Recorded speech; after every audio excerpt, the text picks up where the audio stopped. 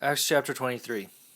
Paul looked intently at the Sanhedrin and said, My brothers, I have conducted myself with a perfectly clear conscience before God to this day.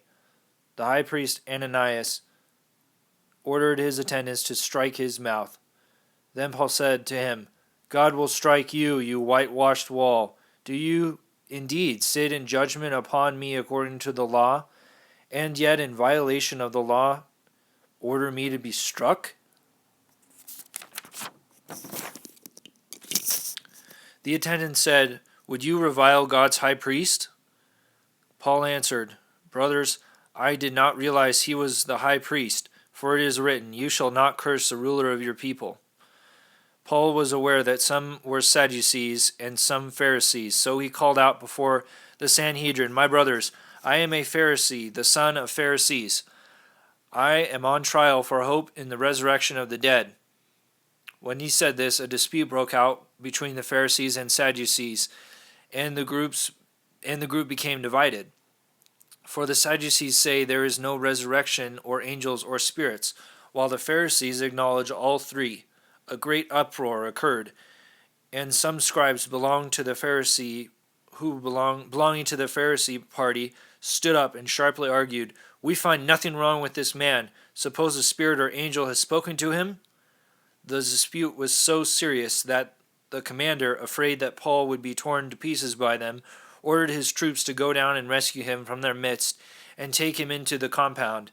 The following night the Lord stood by him and said, Take courage, for just as you have borne witness to my cause in Jerusalem, so you must also bear witness in Rome. Transfer to Caesarea.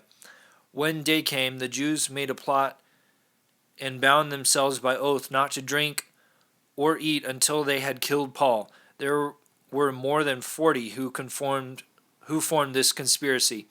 When they went to the chief priests and the elders and said, We have bound ourselves by solemn oath to taste nothing until we have killed Paul, you, together with the Sanhedrin, must now make an official request to the commander to have him bring him down to you, as though you meant to investigate his case more thoroughly.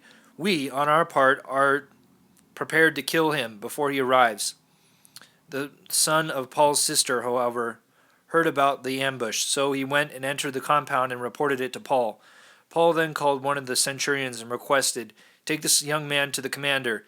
He has something to report to him. So he took him and brought him to the commander and explained, The prisoner Paul called me and asked that I bring this man to you. He has something to say to you.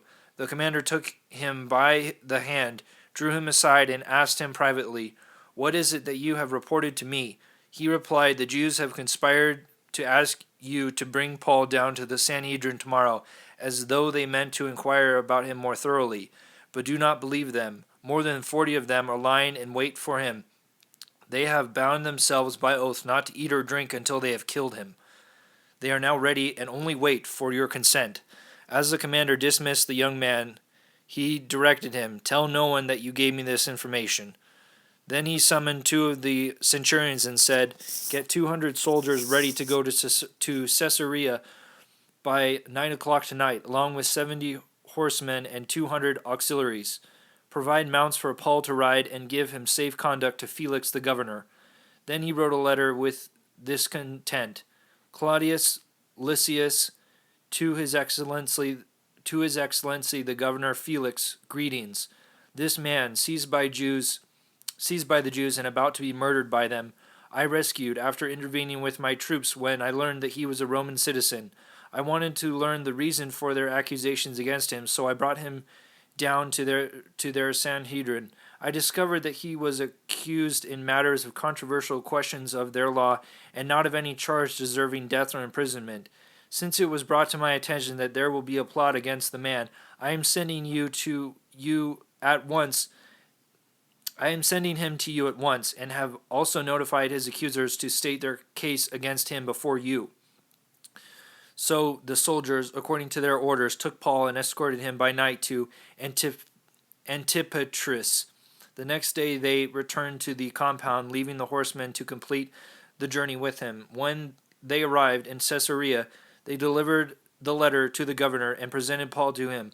When he read it and asked to what province he belonged and learned that he was from Sicilia, he said, "I shall hear your case when your accusers arrive."